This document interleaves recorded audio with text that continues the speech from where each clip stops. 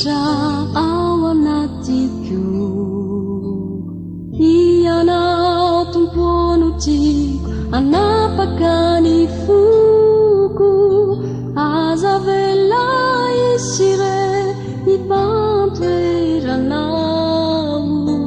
Voky manontolo anao ny foko anjaka. Ianao no tiako hitoetra ao anatiko. Ianao tompono tiako, anapaka ny foko. Aza velay isire ipantoeranao. Voky manontolo anao ny foko anjaka.